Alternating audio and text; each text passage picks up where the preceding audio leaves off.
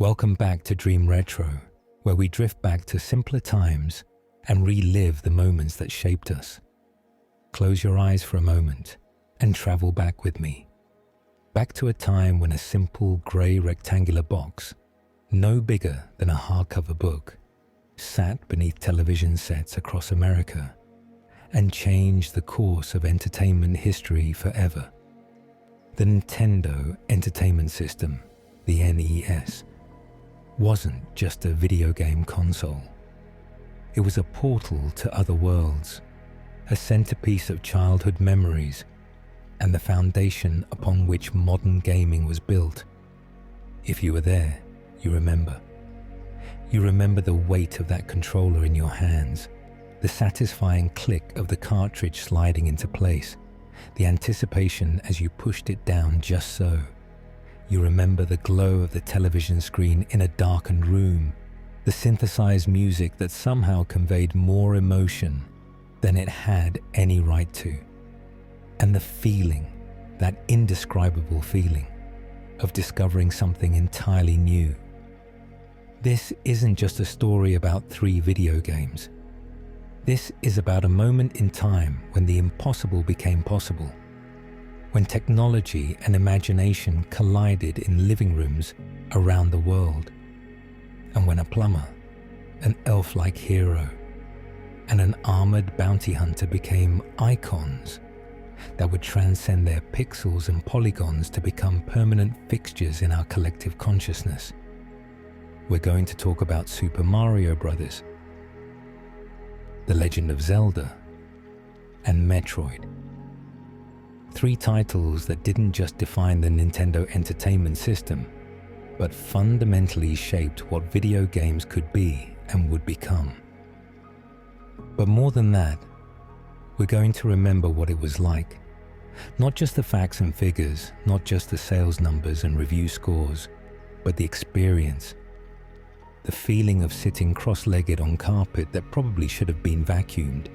The frustration of being stuck on a level for weeks. The triumph of finally beating that boss that had taunted you for months. Before we dive into these individual masterpieces, we need to understand the world they entered, because these games didn't arrive in a vacuum. They came at a moment when video gaming itself was on life support, when the entire industry had collapsed under its own weight, and when most people thought the video game fad was over for good. To understand the magnitude of what Nintendo accomplished with the NES, you have to understand what came before. The early 1980s were both the best and worst of times for video gaming. Atari had brought arcade experiences into homes with the Atari 2600, and for a brief, shining moment, video games were the hottest commodity in America. Everyone wanted in on the action, and that was the problem. Companies that had no business making video games suddenly flooded the market with shovelware, rushed, poorly designed games that existed only to cash in on the craze. The most infamous example was Atari's adaptation of E.T. the Extraterrestrial, developed in just 5 weeks to meet the 1982 holiday season.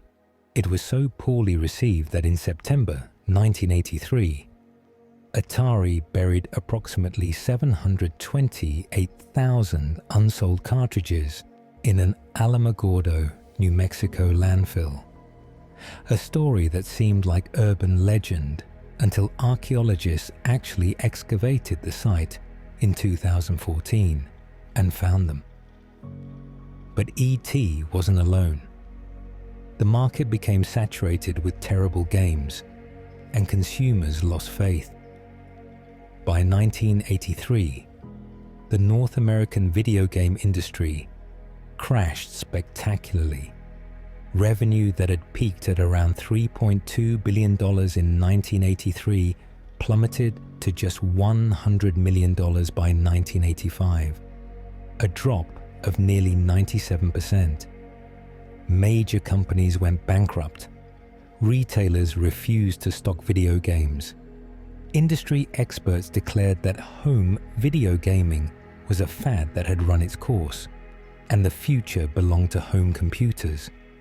In the midst of this apocalyptic landscape, a Japanese playing card company turned toy manufacturer looked at the smoldering ruins of the American video game market and saw opportunity. Nintendo had been making arcade games and had found success in Japan with the Famicom, short for Family Computer, released in 1983.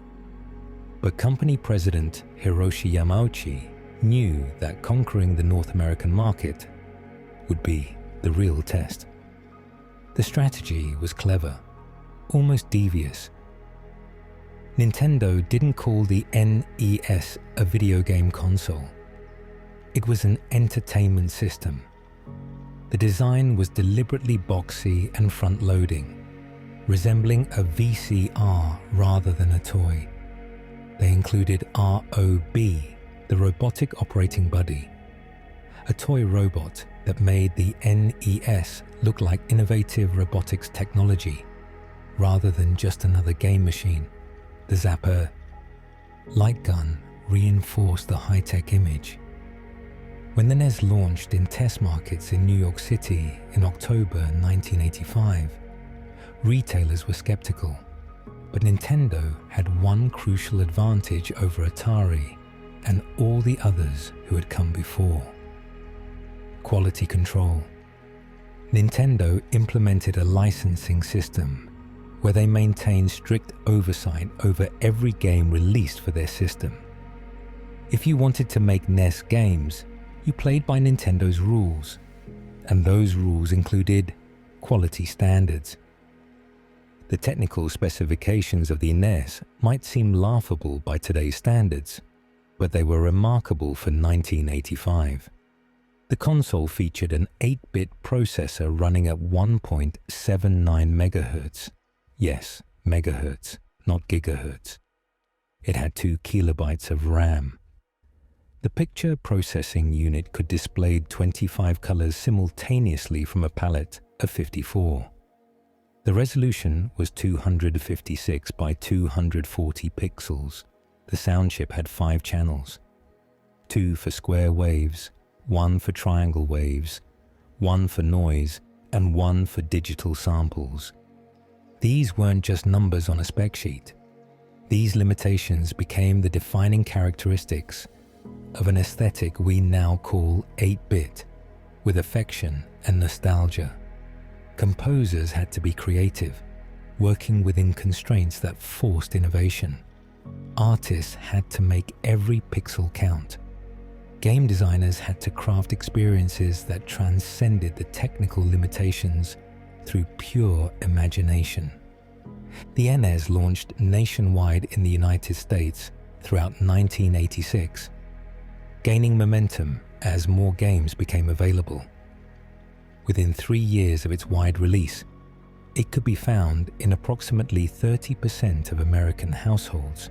By the time production ended, over 60 million units had been sold worldwide. The video game industry wasn't just saved, it was reborn, bigger and more culturally significant than ever before. And the games that led this resurrection. At the forefront were 3 titles that proved video games could be art, could tell stories, could create worlds worth exploring, and could challenge players in ways they'd never been challenged before. Super Mario Bros., the revolutionary platformer. On September 13, 1985, in Japan, a game was released that would become synonymous with video gaming itself. Super Mario Bros. Wasn't the first platform game, not by a long shot, but it was the first one to get everything right, to understand what made the genre work, and to execute that understanding with such precision that every platformer that came after would be measured against it.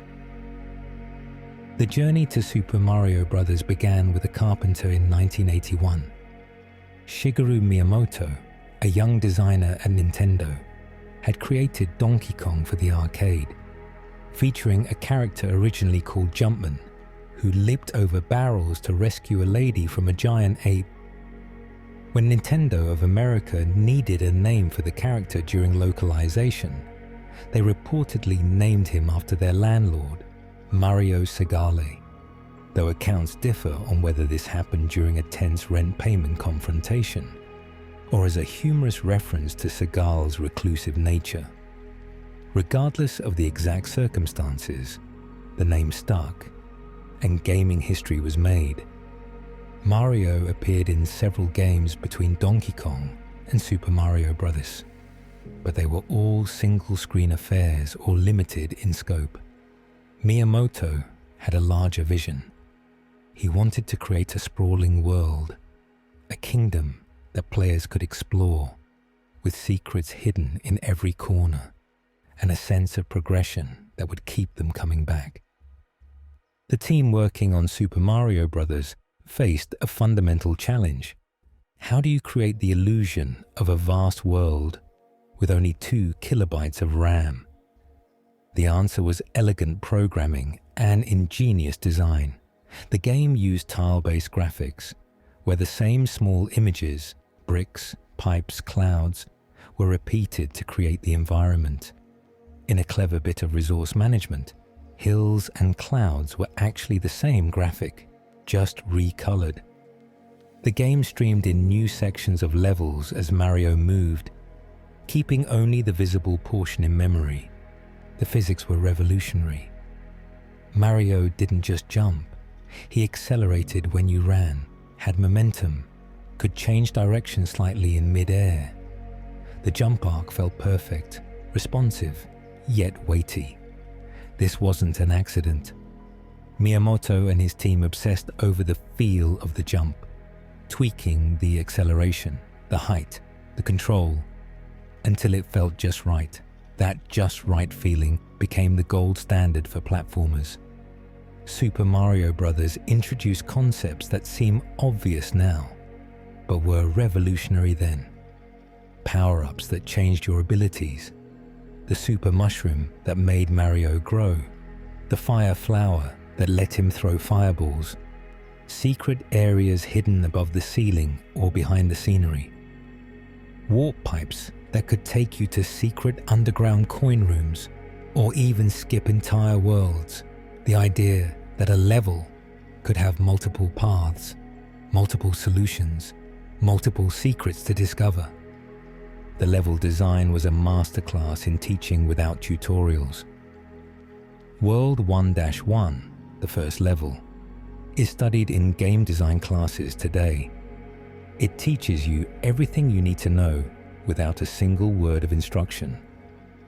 You see a Goomba walking toward you, and walking into it hurts you, teaching caution. You discover a block with a question mark and hit it from below, something your natural curiosity would lead you to try. A super mushroom pops out. You chase it, it touches you, and Mario grows. Now you understand power-ups. You see another Goomba and jump, the most natural instinct, discovering you can defeat enemies by stomping on them. By the end of World 1-1, you've learned running, jumping, power-ups, stomping enemies, breaking blocks, collecting coins, and the goal structure. You learn by playing, by experimenting, by making mistakes and trying again. This philosophy of design, teaching through play rather than exposition, became a Nintendo hallmark. The game had 32 levels across 8 worlds, each world consisting of 4 stages. Each world had its own theme: grassland, underground, underwater, castle. The variety kept the experience fresh. World 2 introduced new enemies and mechanics. World 3 added more challenging layouts. By World 8, the game demanded near-perfect execution, testing everything you'd learned across your journey. And what a journey it was. The story was simple, communicated in the instruction manual. Princess Toadstool, as she was called in the original North American release, the name Peach came later, has been kidnapped by Bowser, King of the Koopas, and only Mario can save her by traveling through the 8 worlds of the Mushroom Kingdom. That's it. No cutscenes, no dialogue, no complex narrative. Just a goal and a world standing between you and that goal. But within that simplicity was depth. The game had secrets everywhere. Invisible blocks containing extra lives. Warp zones that let you skip worlds. The infamous minus world glitch, accessible through a specific sequence of moves. Finding these secrets felt like you were discovering hidden knowledge, like you were seeing beyond the game's surface to something deeper.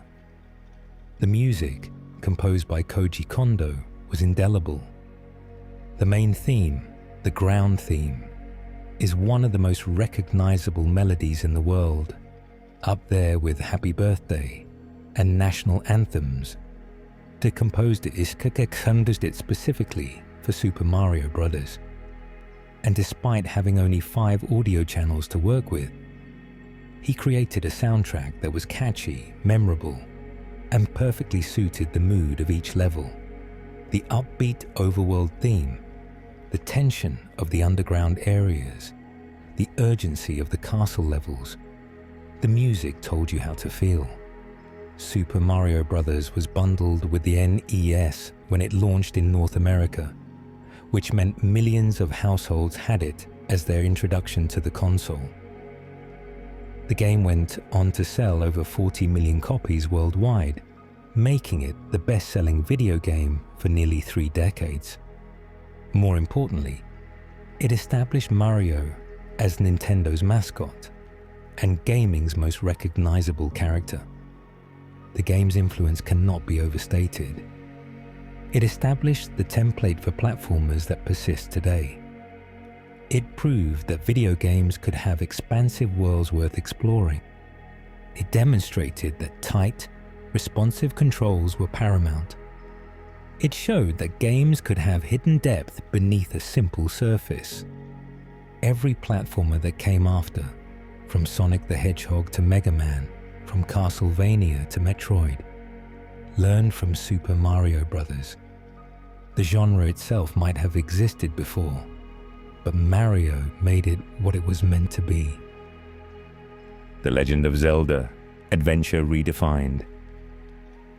If Super Mario Bros. Showed that platformers could be perfected, The Legend of Zelda proved that video games could be epic.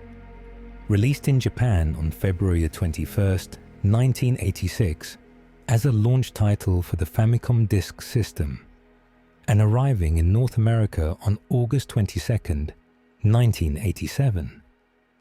Zelda was unlike anything players had experienced before. It wasn't just a game. It was an adventure, a quest, a world that existed whether you were playing or not. Shigeru Miyamoto drew inspiration from his childhood in Sonobe, near Kyoto, Japan, where he would explore the forests, caves, and hillsides around his home. He remembered the wonder of discovering a cave, the thrill of exploring without a map, the sense that around every corner might be something unexpected. He wanted to capture that feeling, the feeling of pure discovery. The Legend of Zelda opened with one of gaming's most perfect beginnings. No tutorial, no lengthy introduction, no hand-holding. You saw a simple screen, a cave at the center, enemies wandering around, exits to the north, east, and west. You could go anywhere. The game trusted you to be curious, to explore, to figure things out. If you walked into that cave, and of course you did, an old man sat in the darkness. "It's dangerous to go alone, take this." He offered you a sword, just like that. You were armed and ready, and the entire world of Hyrule stretched out before you. Hyrule wasn't linear like the Mushroom Kingdom. You could go almost anywhere from the start, though you'd quickly discover that some areas were too dangerous without better equipment. The world was laid out on a grid, with each screen containing challenges, secrets, or nothing at all. Some screens had enemies to fight, some had caves to explore, some were just empty wilderness. This was revolutionary, the idea that a game could have space that existed purely for atmosphere, for the sense of a real, breathing world. The game had dungeons, 9 of them, scattered across Hyrule, each one hiding a piece of the Triforce that you needed to collect. But here's the thing, the game didn't tell you where they were. You had to find them. Some were obvious, sitting out in the open. Others were hidden behind walls that needed to be bombed, or under bushes that needed to be burned, or accessed only by following a specific path through the lost woods. The dungeons themselves were masterpieces of design. Each had a unique layout, filled with puzzles, enemies, and obstacles. Each contained a special item: the bow, the ladder, the raft, the recorder, that not only helped you complete that dungeon, but opened up new possibilities in the overworld. Finding the ladder meant you could cross water gaps. Getting the raft let you access new islands. Each item expanded the world, revealing that areas you'd passed by earlier held secrets you couldn't reach before. This design philosophy, giving players tools that changed how they could interact with the world, became a cornerstone of game design. Metroid would expand on it, and the concept of Metroidvania games would be built on this foundation. But Zelda did it first, and did it with such confidence that it felt natural. The game's difficulty was legendary, in every sense of the word. Enemies hit hard. Dungeons were mazes that could leave you wandering for hours. Puzzles weren't explained. You had to think, to experiment, to try everything. And yet, it never felt unfair. Every challenge had a solution. Every enemy had a pattern. Every puzzle had logic. You just had to find it. And people did find it, but not alone. The Legend of Zelda sparked something unprecedented, a collective, collaborative gaming experience. Kids shared discoveries on playgrounds, drew maps during class, called each other on landline phones to explain how to beat a dungeon. Nintendo Power magazine would later publish full maps and guides, but before that, knowledge was passed player to player like folklore. The game had secrets everywhere, bombing every wall, burning every bush, pushing every block. If you were thorough, you'd find hidden rooms with upgrades, secret shops with better equipment, and old men or women offering cryptic advice. Some of this advice was helpful. Eastmost Peninsula is the secret. Some was deliberately cryptic. Grumble, grumble. The game was designed to be mysterious, to keep you guessing, to make every discovery feel earned. And then there was the save system. In 1986, most games made you start over every time you turned off the console. The Legend of Zelda came on a gold cartridge, itself distinctive and premium in feeling, that contained a battery-backed memory chip. You could save your progress. You could turn off the game and come back later, and Link would be right where you left him, with all your items and progress intact. This fundamentally changed what games could be. Instead of experiences that needed to be completed in one sitting or left running overnight, games could be sprawling journeys that unfolded over days, weeks, months. You could take your time, explore thoroughly, and not worry about losing everything. The Legend of Zelda sold over 6.5 million copies, an astounding number for a game that wasn't bundled with the system. It proved there was an audience for games that challenged players intellectually as well as reflexively, that games could have worlds worth getting lost in. When you beat the game, you got a completion screen and a message. Thanks, Link, you're the hero of Hyrule. And then, if you started a new game, you had an option. Second quest. The entire game remixed, dungeons in new locations, layouts changed, difficulty increased. A full second adventure hidden inside the cartridge. No downloadable content, no additional purchase required.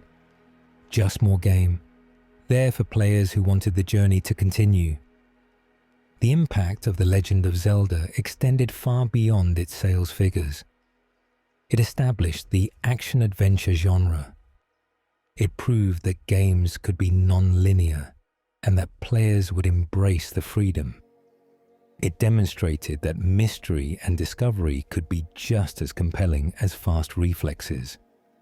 Every open-world game, every action RPG, every adventure game with exploration at its heart owes a debt to Zelda. More than that, it created something that endures today, a sense of adventure, of setting out into an unknown world with just your courage and curiosity to guide you. That feeling, that pure, exhilarating feeling of adventure, was what Miyamoto experienced in those forests around Sonobe. And it's what millions of players experienced in the pixelated wilderness of Hyrule. Metroid. Breaking boundaries. On August 6, 1986, in Japan, Nintendo released a game that would push the boundaries of what the Famicom could do and what games could be. When it arrived in North America, in August 1987, Metroid was unlike anything else on the system. It was dark, atmospheric, science fiction instead of fantasy, lonely instead of cheerful, and built around exploration and backtracking rather than linear progression. The development team behind Metroid, led by producer Gunpei Yokoi and directed by Satoru Okada and Masao Yamamoto, had a vision. They wanted to create a game set in space that felt alien and hostile, that made the player feel isolated and vulnerable. They succeeded beyond their wildest expectations. You played as Samus Aran, a bounty hunter sent to the planet Zebes to stop the space pirates from using parasitic organisms called Metroids as biological weapons. That was the setup, delivered in a brief text scroll. Then you landed on Zebes, and the game began. The opening of Metroid was striking. You started in a corridor, just you, alone, on an alien world. You could go left or right. Most games trained you to go right, so you probably did. You found yourself in a chamber with platforms, but you couldn't reach them. Dead end. So you went back and tried left instead. The corridor opened up into a vast network of chambers and passages that extended in every direction. This was Zebes, and it was massive.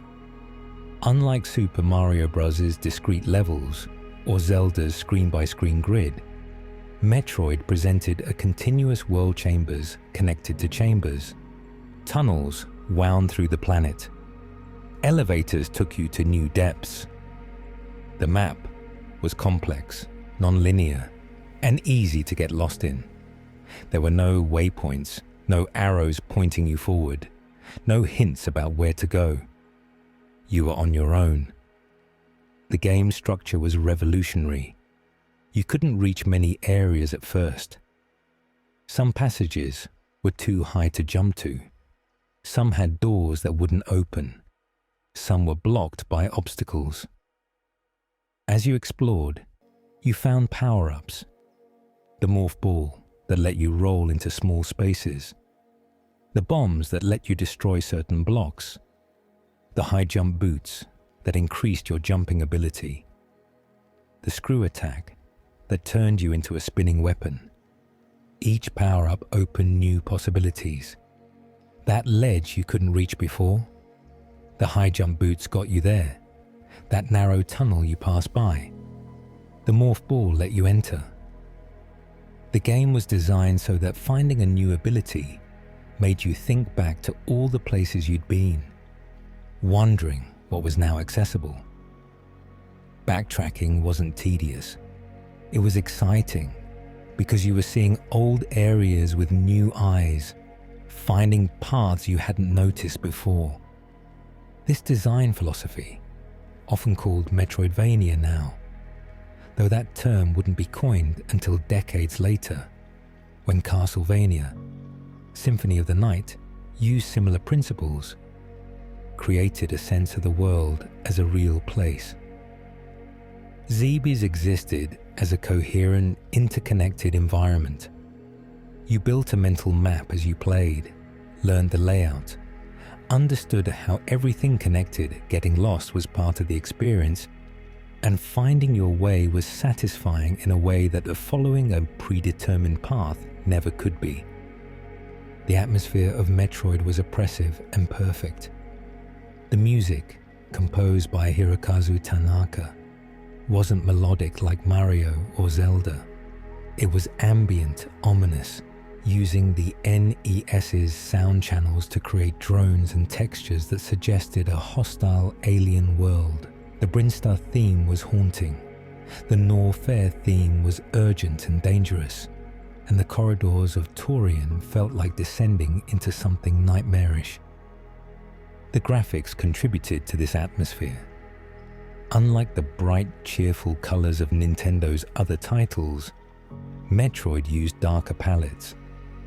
The backgrounds were black voids or alien landscapes rendered in purples, reds, and sickly greens. The enemies weren't cute. They were grotesque, alien, unsettling.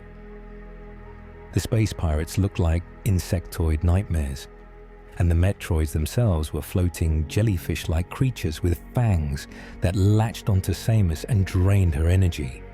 Playing Metroid felt lonely. There were no friendly characters, no villages to visit, no NPCs offering encouragement. It was just Samus, alone on a hostile planet, fighting through chambers filled with creatures that wanted her dead. This loneliness was intentional and powerful. It made every enemy encounter feel dangerous, every safe room a relief, every power-up a precious resource. The game had no save system like Zelda's battery backup.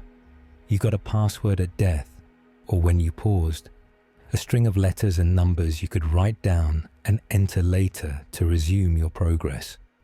This was less convenient than Zelda's battery saves, but added to the tension. Losing progress meant starting over from your last password, so every dangerous section felt consequential. Combat in Metroid was different from other games.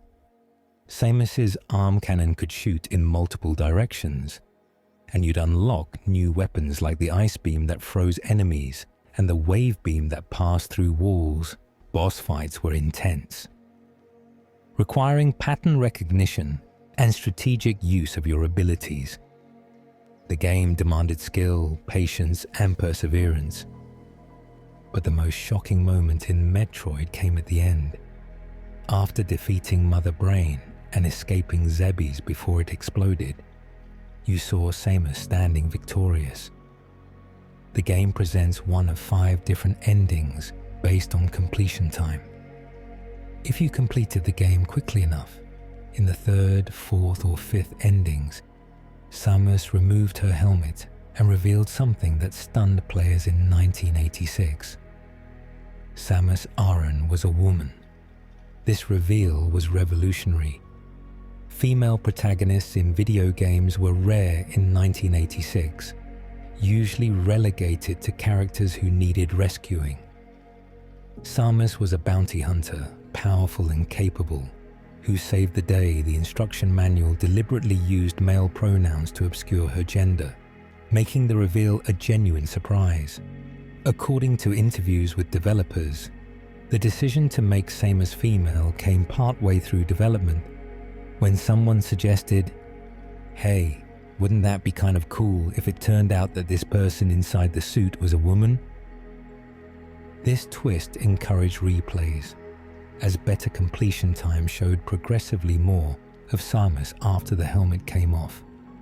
It also meant that millions of players had spent hours embodying a female character without even knowing it, which may have challenged assumptions about who could be a video game hero.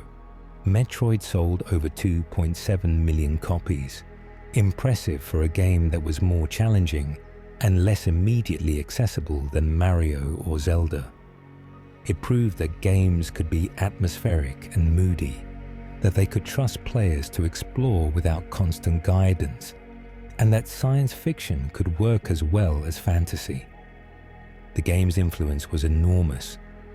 It established design principles that combined exploration, power-ups that gate progression, and backtracking as core mechanics.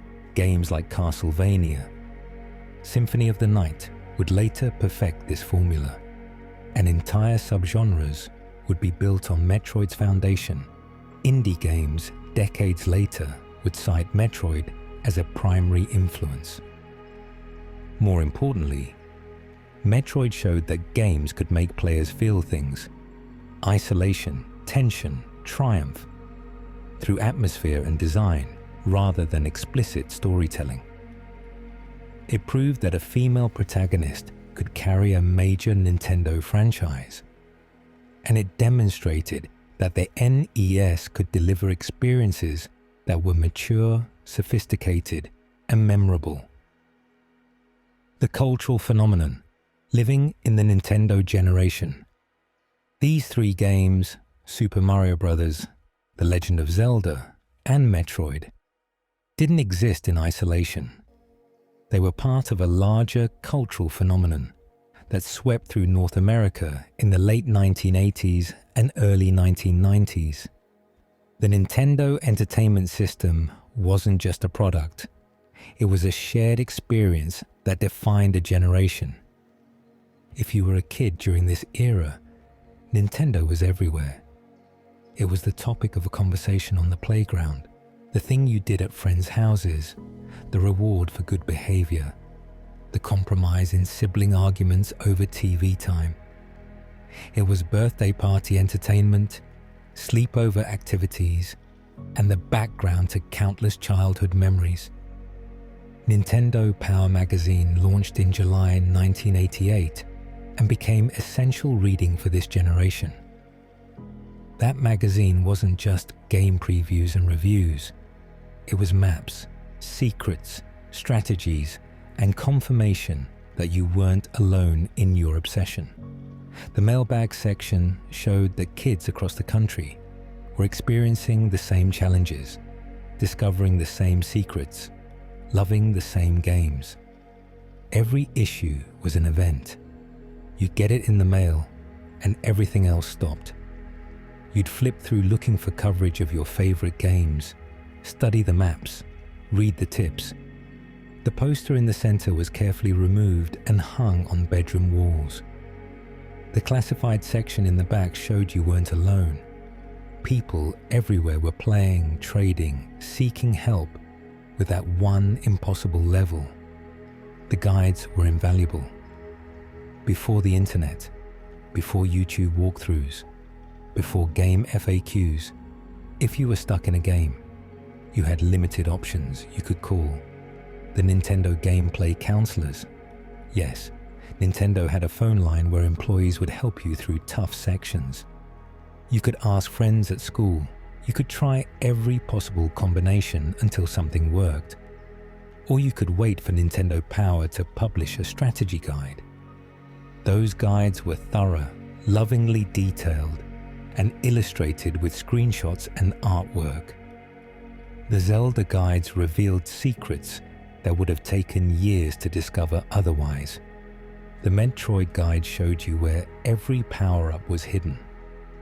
Having these guides felt like possessing forbidden knowledge, like having cheat codes to reality itself. Video rental stores became community hubs. Blockbuster Video and local mom-and-pop rental shops all had game sections, usually near the front. You could rent games for a few dollars for a few days, which meant you could try games you'd never buy, experience titles that were too expensive or too risky. And because you only had the game for a weekend, there was intensity to the experience. You played for hours, trying to get as far as possible before you had to return it. Sometimes you'd rent a game and find that the previous renter had left their save file. Based on the context, this would have applied to Zelda with its battery backup. You'd load it up and see they'd made it far into the game, had collected many items. It felt like discovering evidence of another player's journey, like you were continuing someone else's adventure. Other times, the game would be missing the manual. This was a challenge for complex games like Zelda or Metroid, which had controls and mechanics that weren't immediately obvious. You'd have to figure everything out through experimentation, or call your friend who owned the game and ask them to read their manual over the phone. The playground was where secrets spread. Someone would discover something in Mario or a hidden area in Zelda, and within days, every kid at school knew about it. Information spread organically, person to person, like folklore. There was status in being good at games, in knowing secrets, in having beaten difficult titles. The kid who beat Zelda was respected. The kid who could speedrun Mario was admired. The kid who knew where all the items in Metroid were hidden was consulted like an oracle. And there was something special about not having all the information immediately available. When you discovered a secret on your own, found that invisible block in Mario, figured out how to reach that heart container in Zelda, stumbled upon a power-up in Metroid, it felt like you genuinely discovered something. That sense of discovery is harder to achieve in an age where every secret is documented online within hours of a game's release. Siblings and friends meant multiplayer. Even in single-player games, you'd take turns, one person playing while others watched, cheering them on or offering advice. When someone died, the controller was passed to the next person. It was collaborative and social in a way that feels quaint now, but was essential then. You learned patience, persistence, problem solving. Games didn't have difficulty settings, didn't hold your hand, didn't offer to skip sections you found too hard. You either figured it out or you didn't progress. And figuring it out, through practice, through observation, through stubborn determination, taught lessons that extended beyond gaming. Cartridge care became a ritual. If a game didn't work, and they often didn't on the first try, you knew the procedure. Remove the cartridge, blow on the contacts, though Nintendo officially discouraged this. Reinsert it, push it down just right. Sometimes you'd have to do this several times before it worked. It was frustrating, but it also meant that getting a game to run felt like an achievement in itself. The NES Advantage, the large arcade-style joystick controller, was the premium accessory for serious players. The Power Glove was the aspirational accessory that everyone wanted but few had, and those who got it often discovered it didn't work very well. But the commercials made it look incredible, suggesting a future where you could reach into the game itself. This era created a shared cultural language. Phrases entered the lexicon. It's dangerous to go alone. Thank you, Mario, but our princess is in another castle. The 8-bit aesthetic became iconic. The chiptune music became a genre.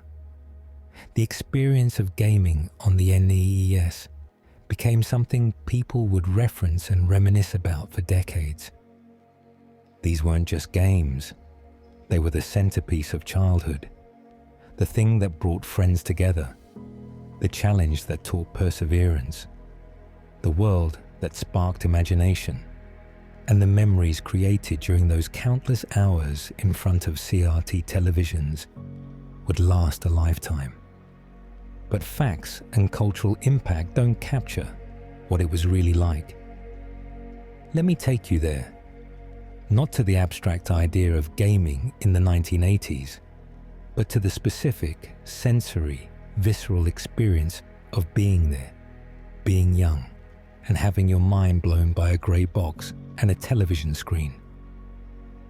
Picture a Saturday morning, autumn maybe, when the light coming through the window was golden and the air had just started to turn crisp. You woke up early, earlier than you had to, because Saturday meant uninterrupted time with the NES before anyone else needed the TV, before chores or errands or anything else could intervene. You padded downstairs in your pajamas, feet cold on linoleum or hardwood, and there it was, waiting. The television was an old cathode ray tube monster, probably wood-paneled, certainly heavy enough that it required 2 adults to move it. You turned it on, actually turned it on, with a dial that clicked as it rotated, and waited for the screen to warm up. First, just a point of light at the center, gradually expanding to fill the screen with that slight convex curve all CRT televisions had. The NES sat below or beside, or on a shelf nearby. That grey and black box, vents on top. Dust gathered in those vents despite regular cleaning. The controllers were wired, their cords just slightly too short, which meant you sat closer to the TV than you probably should have. But no one stopped you when you were alone. You selected your game.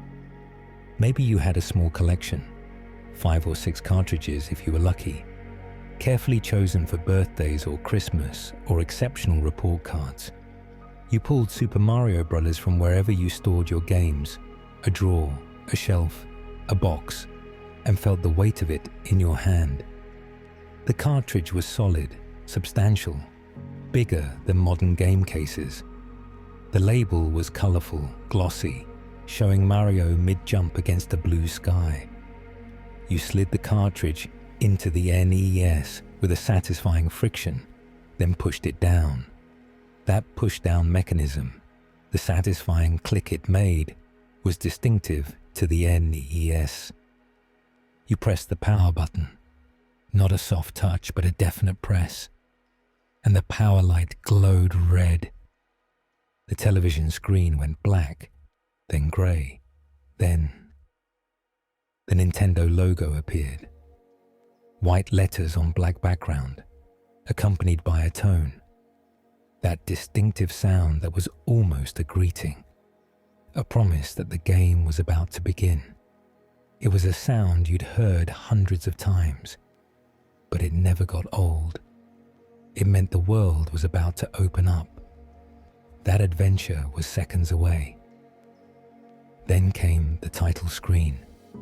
Super Mario Bros., the words rendered in that distinctive font, with Mario and Luigi standing beneath them. The music started, that iconic, bouncing melody that you could hum in your sleep, that would be stuck in your head for days. Even now, reading this, you can probably hear it. Da-da-da-da-da-da-da. You pressed start. The screen went black for a heartbeat. Then World 1-1 appeared. The blue sky, the green hills with their simple pixel curves, the brick blocks suspended in air by pure video game logic. Mario stood at the left side of the screen, small and mustachioed, waiting for your input. You pressed right on the D-pad feeling the satisfying click of the cross-shaped directional pad beneath your thumb. And Mario ran. You pressed B and he ran faster. You pressed A and he jumped. That perfect arc that felt so responsive, so right. You ran forward, stomped a Goomba, heard that satisfying pap sound, and grinned. The controller sat in your hands, and if you're old enough to remember, you can still feel it. The rectangular shape, the sharp corners that would leave indentations in your palms during long sessions, the slightly textured plastic, the A and B buttons, red and round, that made a distinct click when pressed. The stiffness of the D-pad when the controller was new, how it would loosen over time but never quite feel worn out the same way modern controllers do. Your thumbs moved constantly, right on the D-pad, tap tap tap on the B button to run, a more deliberate press on A to jump. Sometimes both thumbs worked together, performing a running jump that required precise timing. Other times, the controller would shift in your hands as you unconsciously moved your whole body, leaning left or right, as if you could help Mario navigate through physical will alone. The soundtrack was omnipresent. It wasn't background music. It was the heartbeat of the experience. The ground theme during the outside levels, cheerful and energetic. The underground theme when you went down a pipe, more mysterious and echoing, making those subterranean coin rooms feel like secret treasure chambers. The underwater theme, slower and dreamlike, matching the physics of swimming through those levels. The castle theme, urgent and ominous, building tension as you approached Bowser. And the sound effects, oh the sound effects, the boing of the jump, the ping of hitting a block from below, the ding ding ding of collecting coins, the power-up sound when you grabbed a mushroom or flower, a rising melody that felt like pure victory. The do-do-do of the warning music when time was running low, which made your heart race and your fingers move faster. The death sound when you missed a jump or got hit without a power-up, a descending melody that perfectly captured the feeling of failure. These sounds became part of your internal landscape. You'd hear them in your head during math class. You'd hum the underground theme while doing chores, the star power-up theme, that frantic, invincible melody would play in your mind when you felt confident about anything. The screen had a particular glow, that CRT warmth that made the colors seem to radiate. The pixels were visible if you sat close enough, and you did sit close enough. Little squares of color forming the shapes of Mario, the enemies, the environment. There was a slight blur to moving objects, a characteristic of the display technology that wasn't a flaw, but part of the experience. The screen would flicker occasionally, a horizontal line of static that would roll up or down, and you'd adjust the antenna or jiggle a cable to make it go away. When you died and lost your last life, the game over screen appeared. Those words seemed to hang there, final. You'd get a continue screen with a countdown, 10, 9, 8, and you'd frantically press start to continue, starting back at the beginning of the world. Or, if you'd used all your continues, you'd have to start the entire game over. World 1-1 again. But that was okay. You knew it so well by now that you could get through the first few worlds almost without thinking. The frustration of difficult sections was real and visceral. World 8's challenges that stopped your progress for days, sometimes weeks. You tried the same jump 50 times, failing each time, growing increasingly frustrated. You put the controller down, walk away, come back later. Sometimes the anger would spike. You'd want to throw the controller. Though you knew that was forbidden, the controllers were expensive, and breaking one meant not playing at all. But then you'd succeed. That jump you'd failed 50 times, you'd make it on attempt 51. That boss that had killed you 20 times, you'd learn the pattern and defeat it. That level you'd been stuck on for hours, you'd find the solution. And the triumph, oh the triumph, was proportional to the frustration. The harder the challenge, the sweeter the victory. You'd celebrate alone in your room with no one watching. You'd pump your fist, stand up from the floor, pace around. You'd feel genuinely happy, genuinely accomplished. It might seem like just a game, just pixels on a screen, but in that moment, it was everything. It was proof that persistence paid off, that challenges could be overcome, that you were capable of things you doubted you could do. Switching to The Legend of Zelda was like entering a different universe. You swapped cartridges, remove, blow on the contacts, even though you weren't supposed to. Insert, push down, power cycle. And instead of the bright, bouncy world of the Mushroom Kingdom, you entered something darker, more mysterious. The title screen was dramatic. The Zelda logo, rendered in golden letters against a black background. The Triforce above it, glowing. And the music, that main theme, which started quietly with a simple melody and built into something grand and adventurous. It sounded like the beginning of an epic quest, because that's exactly what it was. You'd start a new game, or load your saved file. Entering your name felt personal, like the game knew you. And there you were. That opening screen with the cave. The music changed to something more ambient, more mysterious. You walked Link into that cave, and the old man's text appeared. It's dangerous to go alone. Take this. The text scrolled slowly, letter by letter, with a sound accompanying each character. You'd read it aloud sometimes, giving the old man a voice, making him sound wise or doddering or urgent, depending on your mood. You took the sword, just walking up to it, and suddenly the screen showed a sword in Link's inventory, and he held it when you walked out of the cave. The overworld of Hyrule spread before you. Unlike Mario's linear progression, you could go anywhere. Up, down, left, right. Every direction was an option, and so you walked, and the enemies appeared. Octoroks that shot rocks at you. Tektites that jumped erratically. Levers that emerged from the ground. You slashed at them with your sword. A simple press of the B button, and they died with a satisfying sound, sometimes dropping rupees or hearts. The hearts were your life, represented by heart containers at the top of the screen.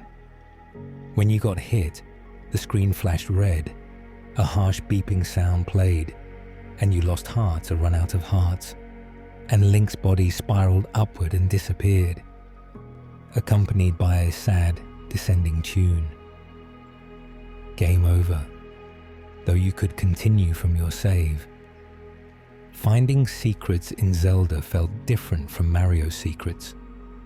In Mario, secrets were usually obvious once you found them. An invisible block, a pipe you could enter. In Zelda, secrets required experimentation, sometimes pure luck. You'd be walking through a screen and notice a single bush that looked slightly different. You'd burn it with the candle, because at some point you'd learn that some bushes could be burned. And a stairway would appear, leading to a hidden room. Or you'd be pushing blocks in a dungeon, and one would move, revealing a passage.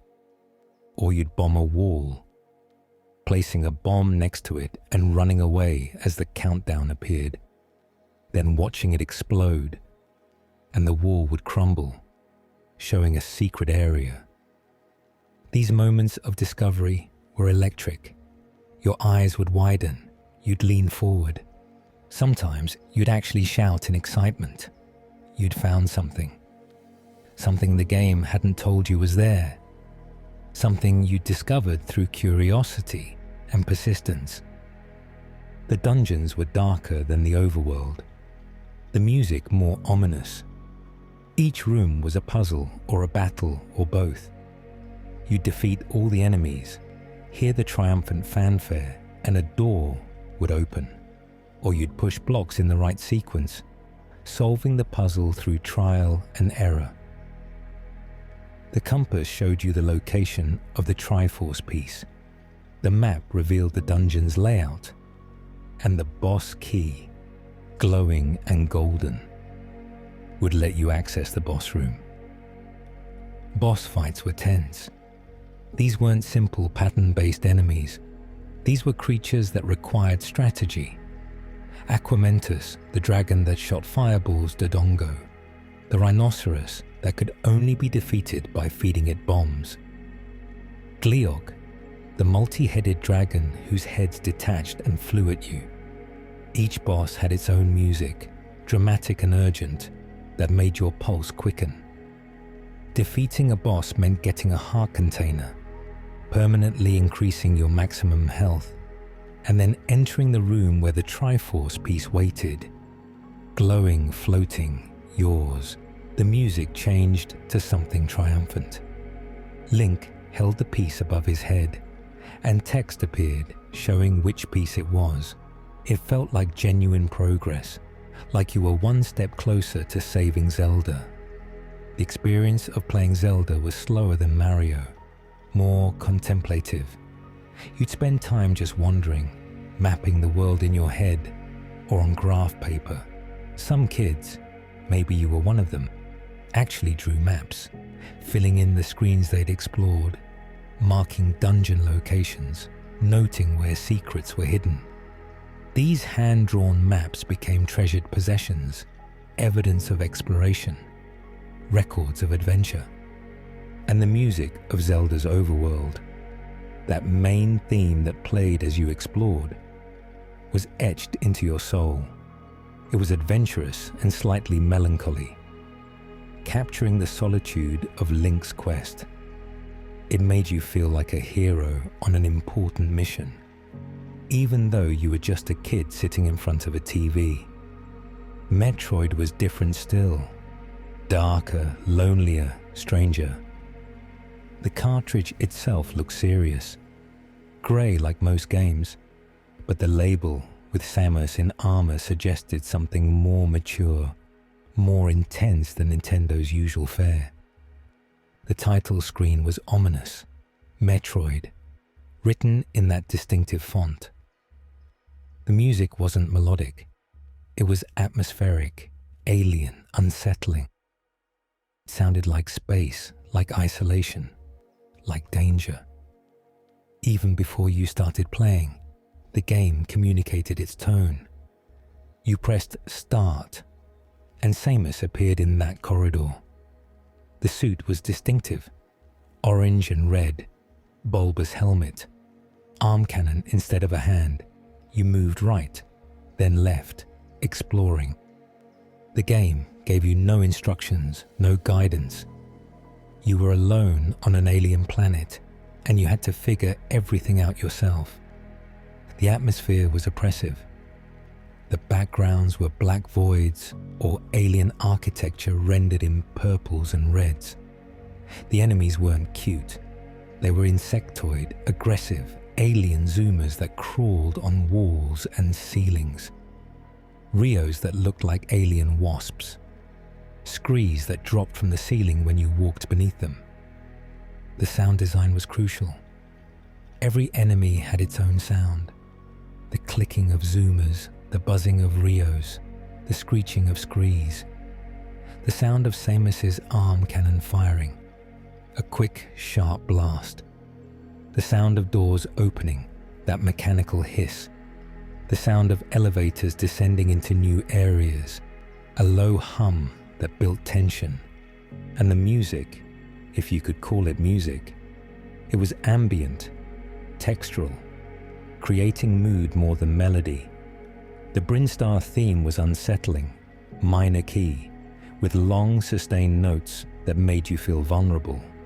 The Norfair theme was more urgent, reflecting the lava-filled depths and increased danger. Turian, the final area, had music that sounded chaotic and nightmarish. Playing Metroid meant constantly checking your mental map, or the hand-drawn map on the graph paper, if you were thorough.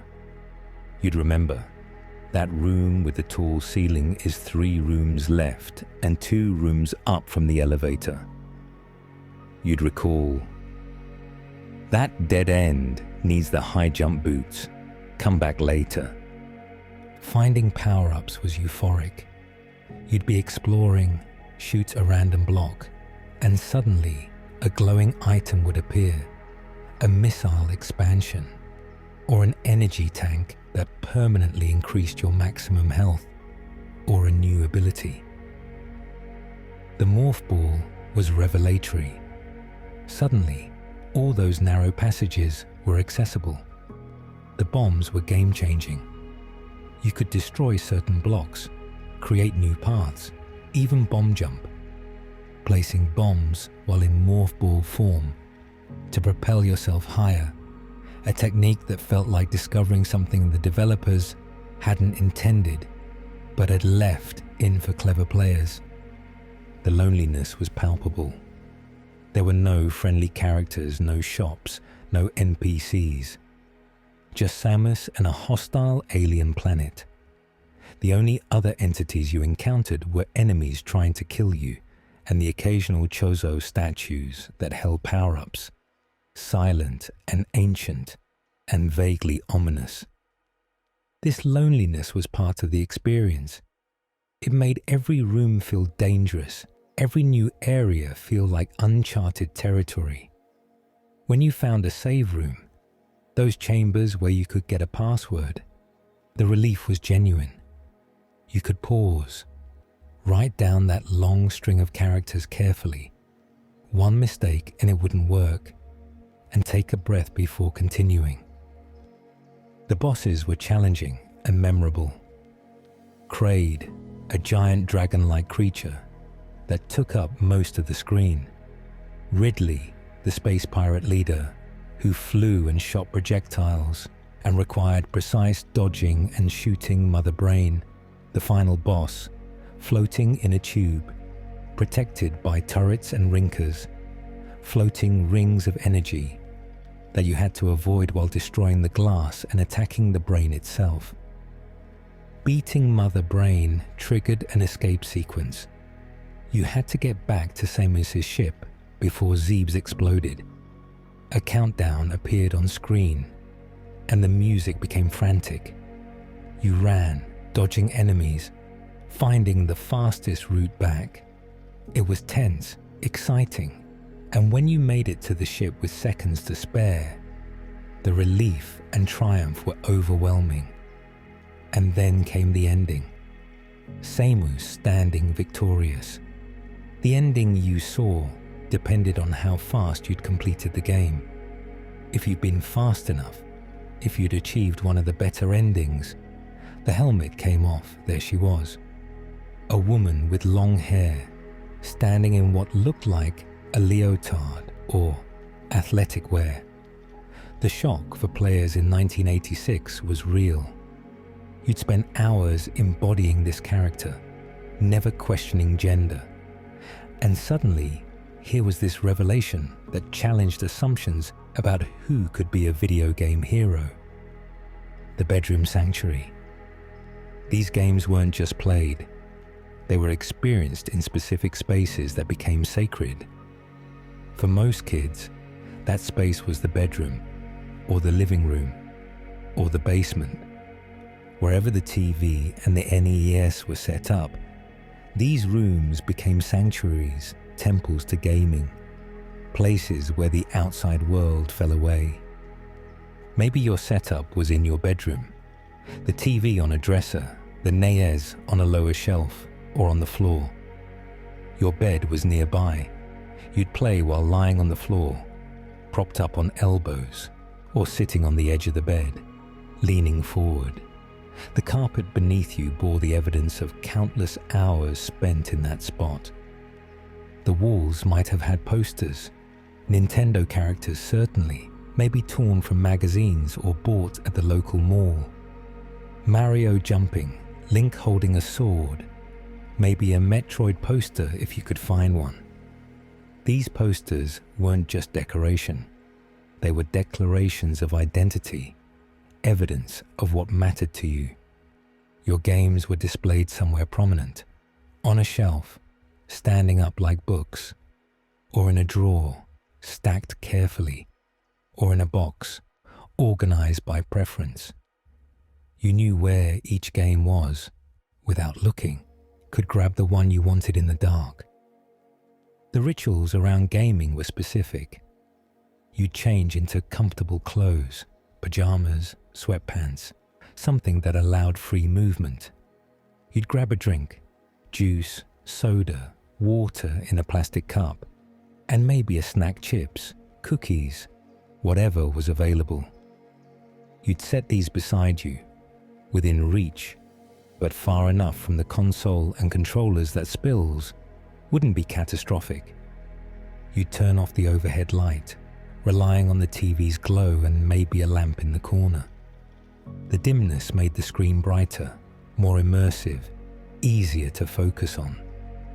The room would take on that particular atmosphere, quiet except for the game sounds, warm from your body heat and the electronics, comfortable and isolated from the rest of the house. Time would lose meaning. You'd sit down planning to play for an hour, and suddenly 3 hours had passed. The light outside at the window would change. Morning to afternoon, afternoon to evening. Your parents might call for dinner, and you'd realize you'd forgotten about lunch entirely. The game was that absorbing, that transporting. Sometimes you'd play with friends. One person on the controller, others watching, giving advice, criticizing mistakes, celebrating victories. You'd pass the controller back and forth, taking turns at particularly difficult sections or when someone died. Arguments would break out about strategy, about who was better, about whose turn it was, but they were friendly arguments, part of the experience. Sleepovers meant marathon gaming sessions, playing until 2 a.m., 3 a.m., until someone's parents told you to sleep. But even then, you'd lie in sleeping bags on the floor, talking about games, planning strategies for tomorrow, replaying great moments in conversation. The games extended beyond playing into discussion, analysis, theorizing. And sometimes, late at night, playing alone, you'd have moments of pure immersion. The world outside the game would completely disappear. You weren't pressing buttons. You were Mario jumping, Link exploring, Samus fighting through an alien planet. The boundaries between player and character blurred. The game world felt real, more real than your bedroom, more immediate than your actual life. These were the moments when games transcended entertainment and became something more. Art, maybe. Experience, certainly. A form of meditation where your entire consciousness focused on solving problems, navigating spaces, achieving goals. There was purity to it, a flow state where hours felt like minutes and everything else fell away. The frustration was real too. Difficult sections that stopped your progress for days, weeks. You'd try the same challenge 50 times, failing each time, growing increasingly frustrated. You'd put the controller down, walk away, come back later. Sometimes the anger would spike. You'd want to throw the controller, though you knew that wasn't allowed. But then you'd succeed. That section you'd failed so many times, you'd finally complete it. That boss that had killed you repeatedly, you'd learn the pattern and defeat it. That area where you'd been lost for hours, you'd find the way forward. And the triumph, the feeling of finally overcoming that obstacle, was sweet beyond measure. You'd celebrate alone in your room with no one watching. You'd pump your fist, stand up, pace around. You'd feel genuinely happy, genuinely accomplished. It might seem trivial now. It was just a game, just pixels on a screen. But in that moment, it was everything. It was proof that persistence paid off, that challenges could be overcome, that you were capable of more than you thought. These lessons, learned in bedrooms playing NES games, would stick with you. The value of patience, the importance of learning from failure, the satisfaction of mastery through practice, the joy of discovery, the thrill of exploration. Games taught these things not through lectures or explicit instruction, but through experience, through play, through doing. And years later, decades later, you'd remember. Not every level, not every secret, but the feeling. The glow of the screen in a dark room, the sound of 8-bit music, the texture of a controller in your hands, the sense that anything was possible if you just kept trying, the magic of being transported to other worlds, the pure, uncomplicated joy of play. Legacy and lasting impact. Super Mario Bros., The Legend of Zelda, and Metroid didn't just define the NES era. They created templates that games would follow for decades. Their influence is so pervasive, so fundamental, that it's hard to imagine what gaming would look like without them. Super Mario Bros. Established the language of platform games, the way power-ups work, the way levels teach through design, the way secret areas reward exploration, the precision of controls, the importance of responsive physics. All of this became standard because Mario did it first and did it right. Every platformer that came after, from Sonic the Hedgehog to modern indie platformers like Celeste, is in conversation with Super Mario Bros. The game proved that video games could be mass-market entertainment, accessible to everyone but with depth for those who sought it. It showed that a simple story could frame a complex game, that mascots could become cultural icons, that gameplay, not graphics, not technology, was what mattered most. Mario became more than a character. He became the face of gaming itself. He appeared in countless sequels, spin-offs and cross-promotions. Mario Kart, Mario Party, Super Mario 64, Super Mario Galaxy. The franchise expanded and evolved, but it all traced back to that original game, to World 1-1, to that perfect jump. The Legend of Zelda created the action-adventure genre and established principles that game designers still follow.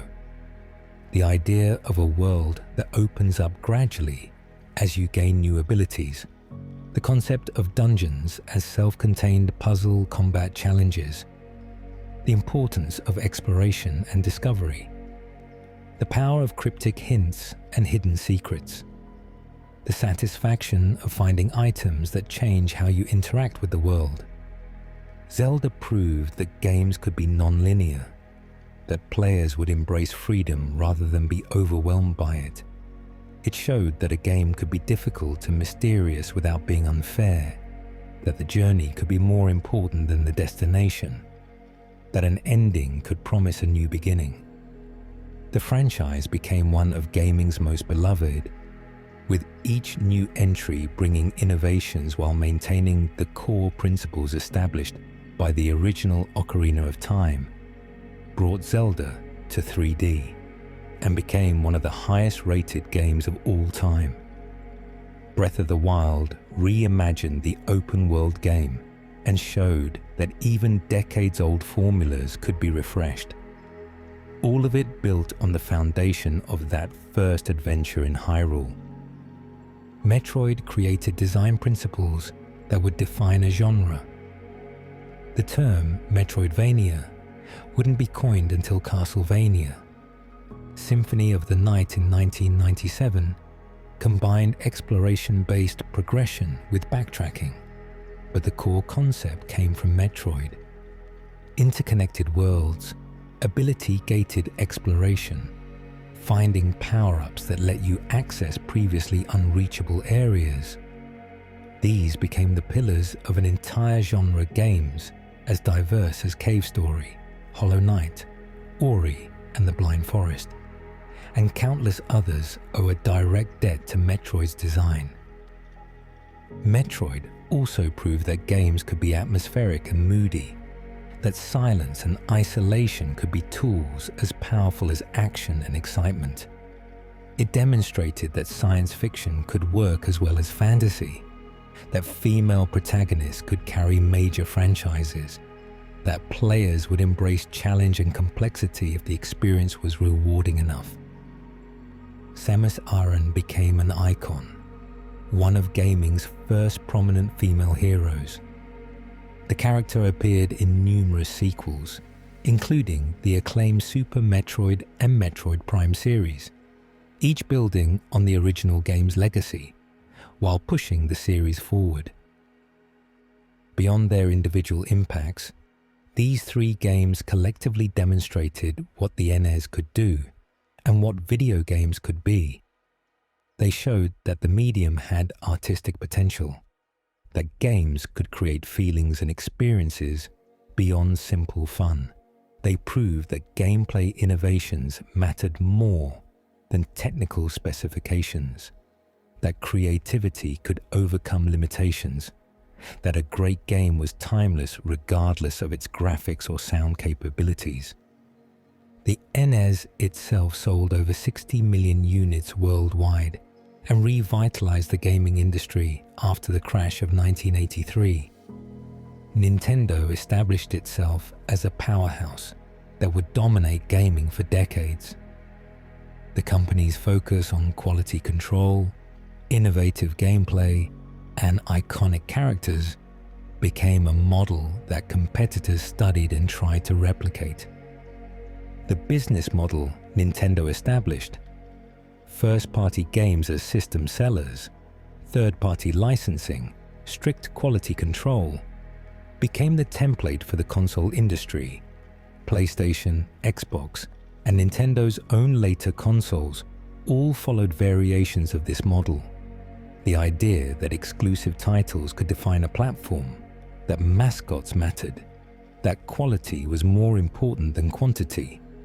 These principles trace back to the NES era. The cultural impact extended beyond gaming. The NES generation grew up with these games as formative experiences, and as those players became adults, the nostalgia for that era created entire industries. Retro gaming became a hobby, with collectors seeking original cartridges and consoles. Speedrunning communities formed around optimizing routes through classic games, ROM hacking, and fan games kept these titles alive and evolving. The aesthetic of 8-bit graphics and chiptune music became artistic movements in their own right. Indie games deliberately adopted the look and sound of NES games, not as limitation, but as artistic choice. Albums of chiptune music were released. Art exhibitions featured 8-bit inspired works. Fashion incorporated pixelated designs. The NES era became a cultural reference point, immediately recognizable and emotionally resonant. YouTube channels dedicated to retrospectives of NES games gained millions of subscribers. Podcasts discuss gaming history with the NES as a central focus. Books were written analyzing the games, their development, their impact. Academic papers examined the NES's role in media history, its business practices, its cultural significance, and players returned. Adults who had played these games as children introduced them to their own children, passing down the experience across generations. The NES Classic Edition, a miniature replica preloaded with games, sold out within hours of release in 2016 and became one of the most sought-after items of that year. People wanted to return to that era, to recapture that feeling, to show their children what gaming meant to them. Because these games weren't just products, they were experiences that shaped lives. They were the first time many people felt genuinely challenged by entertainment media. The first time solving a puzzle or mastering a skill felt genuinely rewarding. The first time a fictional world felt real enough to get lost in. They were homework avoidance and birthday presents and Christmas morning surprises. They were what you talked about at lunch, what you thought about during boring classes, what you dreamed about at night. They were frustration and triumph, loneliness and camaraderie, difficulty and mastery. They were afternoons that stretched into evenings, weekends that disappeared into marathon sessions, summers defined by which games you'd beaten. They were the sounds that echoed through houses, the music, the sound effects, the occasional shout of victory or groan of defeat. They were the first time many people realized that games could be more than simple entertainment, that they could create emotions and memories that lasted decades, that they could teach lessons about persistence, problem solving, exploration, and achievement, that they could bring people together, create shared experiences, forge friendships. The magic remains. We've traveled a long way together, back to a time when gaming was young and everything felt possible. When 3 games on one console could define an entire medium. When a plumber, an elf-like hero, and an armored bounty hunter could become icons that would last generations. Super Mario Bros., The Legend of Zelda, and Metroid were more than great games. They were proof that video games mattered. They showed that the medium had potential beyond what anyone had imagined, that creativity and design could create experiences that resonated across cultures and generations. If you were there, you carry these games with you still, in the muscle memory of your thumbs, knowing exactly when to jump in Mario without looking, in the mental maps of Hyrule and Zebes that you could still navigate decades later, in the music that plays in your head unbidden, transporting you back to childhood in an instant. And if you weren't there, if you came to gaming later, these games' influence surrounds you. Every platformer you play, every action-adventure, every exploration-based game, they all trace lineage back to these titles. The language of gaming that feels natural now was invented then, codified by these games and the developers who created them. The NES era was special, not just because the games were good, though they were, but because it was a moment of discovery. Gaming was finding itself, establishing what it could be, and players were discovering alongside it. There was magic in that exploration, in that newness, in that sense that anything was possible. We remember the glow of the screen in dark rooms, the weight of the controller, the sound of 8-bit music, the feeling of discovery and triumph, the frustration of difficulty and the sweetness of finally succeeding.